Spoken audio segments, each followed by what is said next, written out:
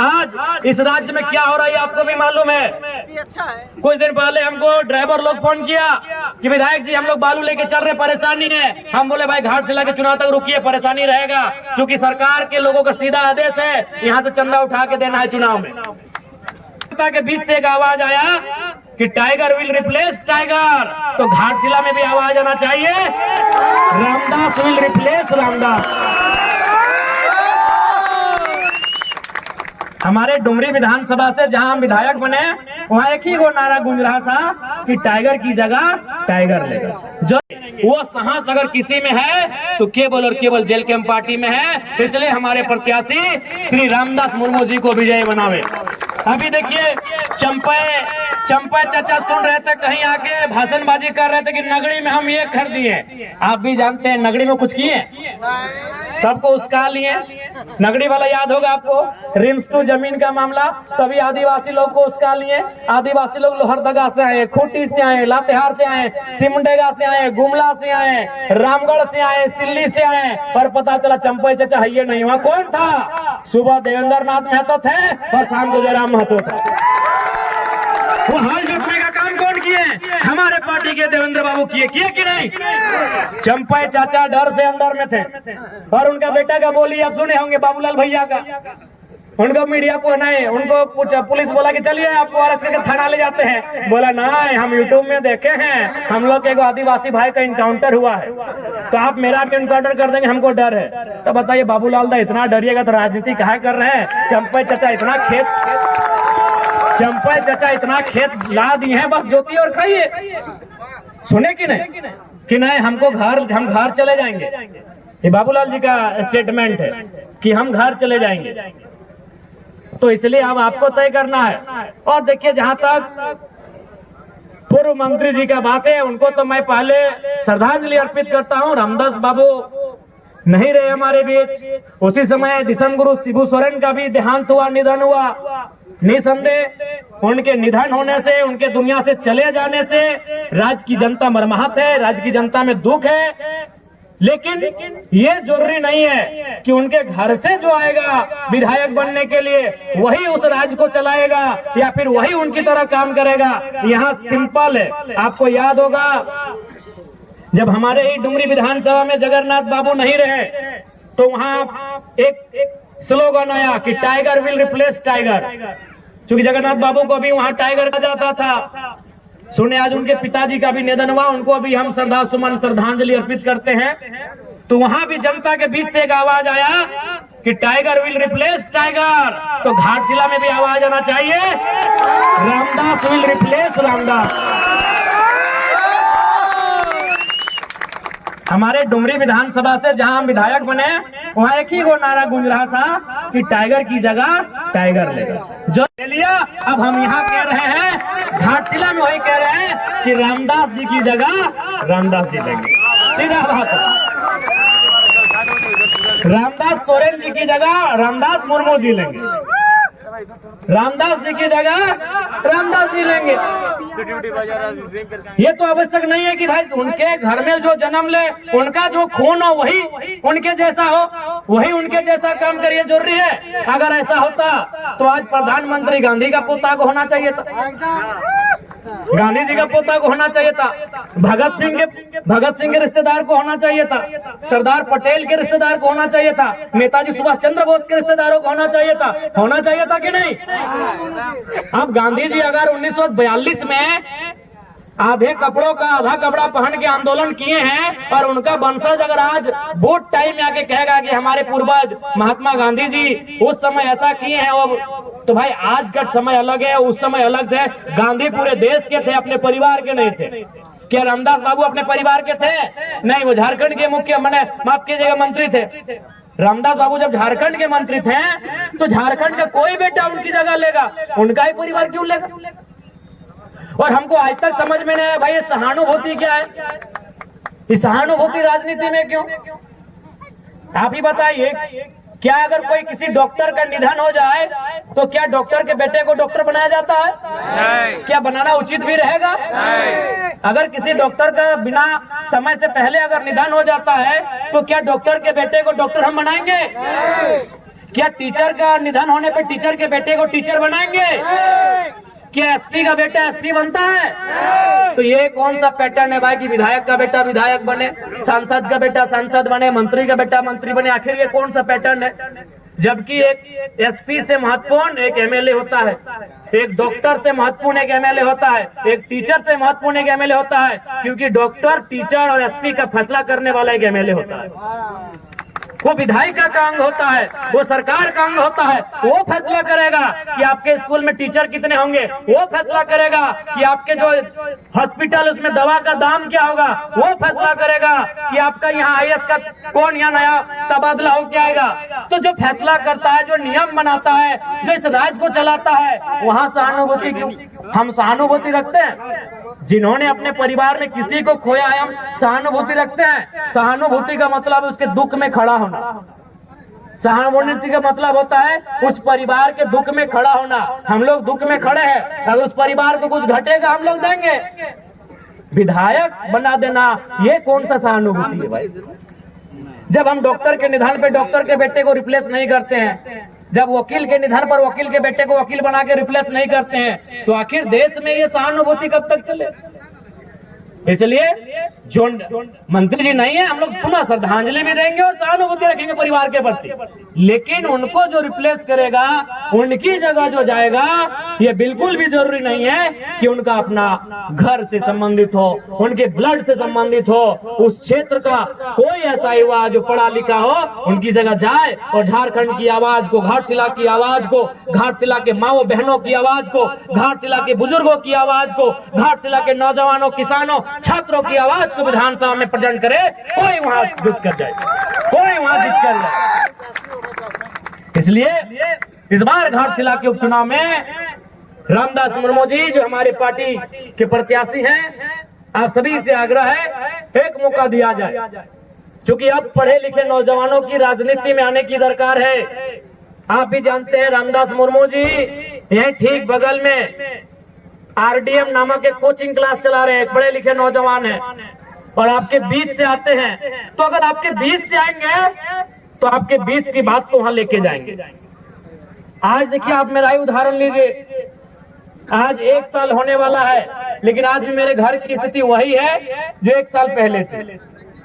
आज भी हमारे घर में बारिश होने पर पानी ऊपर से भी आता है और नीचे से भी मिट्टी गीला होता है। क्यों ऐसा होता है? क्योंकि जब जब हम अपने बारे सोचने के लिए बैठते हैं कि हमें अपने घर के लिए, अपने परिवार के लिए, अपने भाई के लिए कुछ करना है, तब तब मेरी आंखों के सामने वे लोग आते हैं जिन्होंने मेहनत करके हमको विधायक बनाया। तब तब मेरी आंखों के सामने वे लोग आते हैं जिन्होंने वह लोकसभा का चुनाव, मई जून की गर्मी, घर घर जाकर चंदा लेकर, घर घर जाकर चावल सब्जी मांगकर, उस पैसे से जो अपनी गाड़ियों में तेल भरे हैं, उस पैसे से हमारा प्रचार किए हैं। तो जब जब हम अपने बारे सोचने बैठते हैं, तब तब वो मंजर हमारे आंखों के सामने आता है। क्योंकि हम आपके बीच से आते हैं, इसीलिए हम आपके बीच की बात को सदन तक लेकर जाते हैं। इसलिए अब जनता को यह तय करना होगा, उनके बीच का नेता जाए जो उनके बीच के जैसा होकर रहे। आज देखिए ना, आप जब भी आप हमसे मिलते हैं, और हमको तो लगता है कि अभी 1 साल होने के बाद भी न जनता ने हमको विधायक माना है, न हम खुद को विधायक मान पाए हैं। आज भी उनसे मिलते हैं तो उनके घर के भाई बच्चे जैसे मिलते हैं। वो भी हमसे मिलते हैं तो अपने हक अधिकार के साथ मिलते हैं, वो हम पे अपना हक दिखाते हैं। वो कभी इस प्रोटोकॉल में नहीं रहते कि हम विधायक जी से मिलने जा रहे हैं। वो अपना हक समझते हैं कि हमारे घर का बच्चा है। अरे कभी कभी तो हम लोग जहाँ जिस घर में सोते हैं, अगर जानते हैं कि थोड़ा सा हम लोग लेट उठते हैं, तो 2-4 लोग बोतल से खिड़की में भी मार देता है। तब बोले नहीं, जनता है, कुछ नहीं बोलना है भाई, उनको हक है। विधायक के घर में जाने से पहले 4 को गेट का एंट्री होता है, लेकिन हमारे घर में जनता जाती है, कभी हम लोग लेट उठते हैं, देखे मैंने खिड़की टूटे नहीं तो कभी के बोतल फेंक देता है विधायक झूठ। तो ये हक हमने जनता को दिया है, और झारखंड की राजनीति में पहली बार ये हुआ है। नहीं तो आपको उनके गार्ड से गुजरना होगा, बहुत प्रकार का सिस्टम है। अगर नहीं हो घर में तो बोल रहे घर में नहीं है। तो इसलिए नए नेताओं को, नए युवाओं को राजनीति में आने की आवश्यकता है। आज कोल्हान की धरती आंदोलन की धरती है, क्रांति की धरती है, निर्मल बाबू, सुनील बाबू के शहादत की धरती है। और आज इस धरती में वहां के लोगों के कारण रो रहे हैं कि नहीं रो रहे हैं, ये आप बताएं। आज इस राज्य में क्या हो रहा है आपको भी मालूम है। कुछ दिन पहले हमको ड्राइवर लोग फोन किया कि विधायक जी हम लोग बालू लेके चल रहे, परेशानी है। हम बोले भाई घाट से लेकर चुनाव तक रुकिए, परेशानी रहेगा, क्योंकि सरकार के लोगों का सीधा आदेश है यहाँ से चंदा उठा के देना है चुनाव में। आज यही हो रहा है। एक बड़ा बाबू से हमारा बात हुआ, वो एक व्यक्ति से कुछ पैसा मांग रहा था। हम डायरेक्ट बोले कि बड़ा बाबू हमको भी मालूम है, मंत्री जी और सीनियर IPS मिल के आपसे 30 लाख लिए हैं थाना तबादला का, हमको मालूम है सारा चीज, लेकिन उसको आप दूसरा जगह सुन लीजिएगा। हम सीधा बात करते हैं। आज झारखंड यही बन के रह गया है। बड़ा बाबू है तो थाना के हिसाब से 30 लाख से 50 लाख में उनको थाना दिया जाता है। उससे बड़े पदाधिकारी हैं तो उससे बड़े रेट में ट्रांसफर होता है, और उससे बड़े पदाधिकारी हैं तो 2 करोड़ से 5 करोड़ तक का दिया जाता है। ये हमारे राज्य की स्थिति है। वहां से सरकार का सोच आगे नहीं बढ़ पा रहा है तो इस राज्य का कल्याण क्या करेंगे, इस राज्य की जनता का कल्याण क्या करेंगे। इसलिए राज्य की सरकार में जो बैठे बड़े बड़े नेता हैं उनकी जड़ें हिलनी चाहिए, उनका सिंहासन हिलना चाहिए, तभी उनको डर होगा। और नहीं तो फिर अगर बड़े बड़े नेता चुन के जीत जाएंगे, अगर चंपई चाचा के घर वाले जीत जाएंगे, मंत्री जी के घर वाले जीत जाएंगे, रघुवर चाचा के घर वाले जीत जाएंगे, अर्जुन मुंडा जी के घर वाले जीत जाएंगे, तो फिर तो मजाक रहेंगे, अरे जनता है क्या, ऐसे वोट तो हम लोग ऐसे ले लेते हैं। फिर वो आपको ताना देंगे। और क्यों वो मुद्दों की बात करेंगे, क्यों मुद्दा की बात करेंगे। आज देखिए ना देश में क्या हुआ, मोदी जी ने बात करा 2 करोड़ नौकरियां क्यों देंगे। वो जान रहे हैं कि हम इनको राम जी का नाम लेके वोट ले लेते हैं, क्यों काम करेंगे भाई। उसी प्रकार हेमंत जी, उनको भी मालूम है कि जब हम लोग चुनाव जीत ही जा रहे हैं, जब हम कुछ ना करने पे भी ये लोग 50-60 सीट हमको दे ही रहे हैं, तो क्यों काम करेंगे। इसलिए राजनीति में, लोकतांत्रिक देश में अगर ताकत गई है तो तलवार में नहीं है, ताकत आपके तीर में नहीं है, ताकत भाले में नहीं है, ताकत त्रिशूल में नहीं है, ताकत बंदूक में नहीं है, ताकत आपकी इस उंगली में है जब आप ब्लू रंग की स्याही लगाकर वोट देने जाते हैं। ताकत इस उंगली में है आपकी, जिस उंगली से आप उनको नचा सकते हैं। तो इसलिए उनको बताना होगा कि राजनीति आपकी रखेल नहीं है, राजनीति आपके अधीन नहीं है, राजनीति आपकी धरोहर नहीं है, राजनीति जनता की है, राजनीति जनता की है। आपको बताना होगा कि राजनीति जनता के लिए बनी है, इसे आपको बताना होगा। और ये सारी शक्ति तमाम जनता जनार्दन आपकी उंगली में है। अगर आप उनको बताएंगे नहीं, ये आप उनको जताएंगे नहीं, तो बदलाव कैसे होगा। उनके माइंड में सेट हो चुका है कि झारखंड की जनता सड़कों में लगातार 4 साल क्यों ना हल्ला कर ले, 4 साल क्यों ना आंदोलन कर ले, 5वें साल उनका वोट आखिर हम लोग ले जाएंगे। 5वें साल उनको फिर डर दिखाकर, 5वें साल उनको समीकरण का डर दिखाकर, बिना विकास किए, बिना मुद्दों के हम वोट लेकर जाएंगे। क्यों? इस पैटर्न को तोड़ना होगा, उनकी सोच को तोड़ना होगा, तभी बदलाव होगा। और एक बात याद रखिए, आज फिर कहेंगे पढ़े लिखे नौजवानों को राजनीति में आना चाहिए। अगर आज हमारा देश हिंदुस्तान आजाद हुआ तो पढ़े लिखे लोगों का बहुत बड़ा योगदान है। गांधी कौन थे? बैरिस्टर थे। पंडित नेहरू कौन थे? बैरिस्टर थे। सरदार वल्लभ भाई पटेल कौन थे? बैरिस्टर थे। नेताजी सुभाष चंद्र बोस कौन थे? इंडियन सिविल सर्विस के एस्पिरेंट थे। हमें लगता है पास भी कर गए थे। जो आज यूपीएससी कहते हैं, उस समय ICS कहते थे, इंडियन सिविल सर्विस। चूंकि आचार संहिता का समय है, अभी हम लोग का पूरा 1 महीना कार्यक्रम होगा। बस इतना ही कहेंगे कि इस बार बदलाव को वोट करिए। 1 सीट मत देखिए, 1 सीट, एक अकेला जयराम महतो आज विधानसभा में क्या कर रहे हैं आप देख रहे हैं।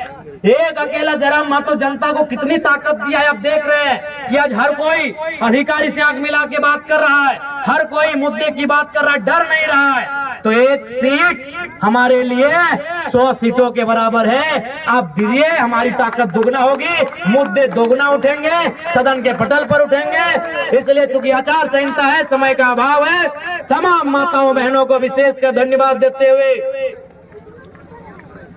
तमाम माताओं बहनों को धन्यवाद देते हुए और उनसे अनुरोध करते हुए कि इस बार आप बदलाव करेंगे। मैं तमाम नौजवानों से कहूंगा कि घाटशिला के घाट में आप इतने चारों तरफ फैल जाएं, घाटशिला के घाट में आप इतने फैल जाएं कि इस बार जेलकेन को ये सीट उनकी झोली में जाए। मैं सभी से आग्रह करता हूं और बिल्कुल इससे पहले जितना भी हमारा वोट है वो कार्यकर्ताओं का वोट है, बस उसे जनता तक लेकर जाना है।